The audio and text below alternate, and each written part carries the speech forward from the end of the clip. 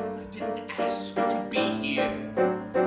Yet here I am, and it's due.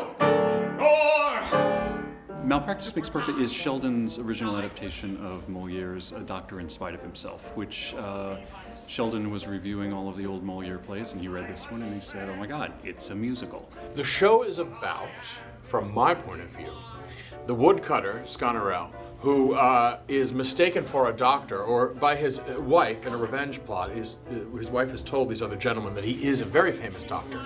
So he is enlisted to come to the house of a very wealthy man to help him with his daughter. Géronte is the father of a very wonderful girl, and I don't approve of the man that she's going to marry, and so I picked somebody else out for her. So that's my basic story.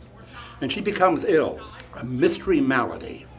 And so this doctor comes in, and lo and behold, we think that he can really help her.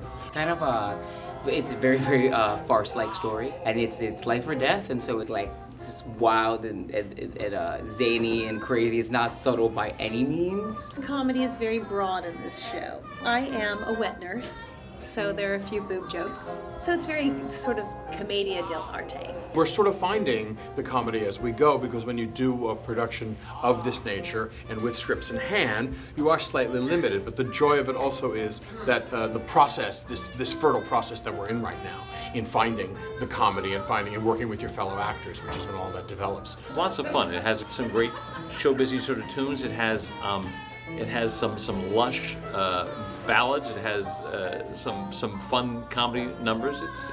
It's great. And Sheldon Harnick wrote all of it. I mean, he wrote the book, he wrote the lyrics, he wrote the music. I think what I really love about this is that it harkens back to a golden era style of music and a craftsmanship that's very special and a bit of an endangered species right now to hear in the American musical theater landscape. I think that healthcare and doctors and medical is a little on everybody's mind right now, and this piece beautifully addresses that in the finale.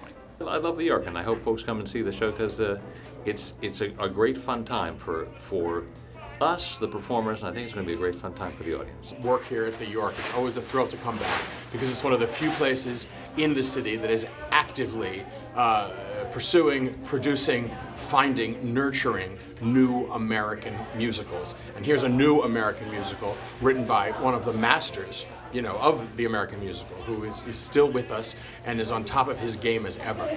And there's nowhere else in the city that you're going to see this kind of entertainment with, you know, an extraordinarily gifted cast of performers, if I do say so myself. Do or die!